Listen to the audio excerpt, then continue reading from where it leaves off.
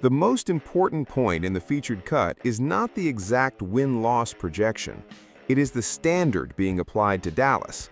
The Cowboys are being discussed as a playoff team with credible Super Bowl potential, and the reasoning is specific. The offense was already operating at a high level, while the defense was the primary limitation. One panelist goes so far as to say that if Dallas gets even a decent defense, the team could potentially win the Super Bowl because the offense is expected to be that explosive. That is a meaningful framing device for the roster as currently built. Once you accept that premise, the Odell Beckham Jr. rumor becomes easier to evaluate.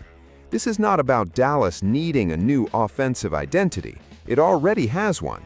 The Cowboys' official reporting confirms George Pickens signed his 2026 franchise tag, and the organization has made clear it will revisit long-term negotiations after the season rather than now. Brian Schottenheimer is also firmly in place as head coach. In other words, Dallas is operating with a short-term competitive lens on offense. OBJ would fit into that lens, not as a foundational star, but as a veteran enhancement piece. The argument for Beckham is therefore situational. He would project as a third receiver with meaningful value in specific game states, third down, red zone, late half 2-minute offense, and playoff situations where veteran route discipline matters. The appeal is not that he would carry the passing game. The appeal is that he could add resilience to it. That matters because one of the major concerns raised in the clip is the franchise tag reality surrounding Pickens. Stephen A's concern is not talent-related, it is about incentives and psychology. If Dallas believes there is any real downside risk in relying too heavily on a tagged receiver in a high-stakes season, then adding another experienced target becomes easier to justify. The numbers cited around the offense support the broader optimism.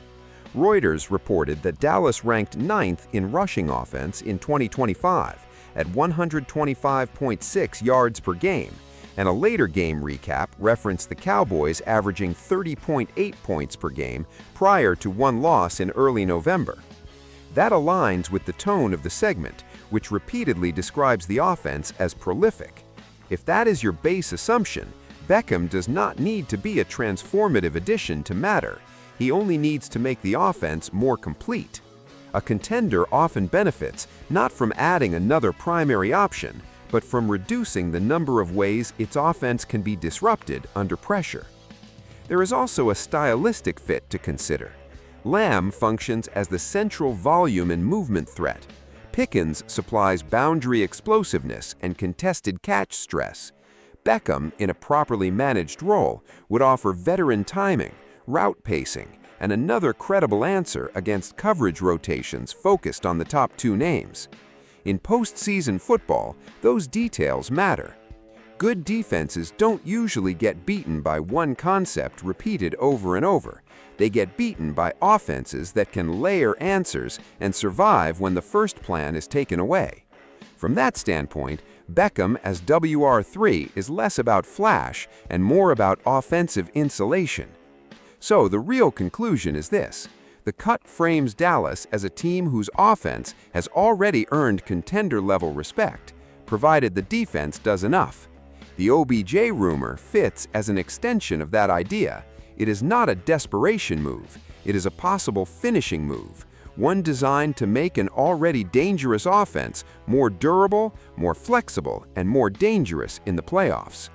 Cowboys Nation, if Dallas is truly in win-now mode, should the front office add Odell Beckham Jr. as a veteran WR3 and try to turn this contender talk into something even bigger? Drop your thoughts below, hit like and subscribe.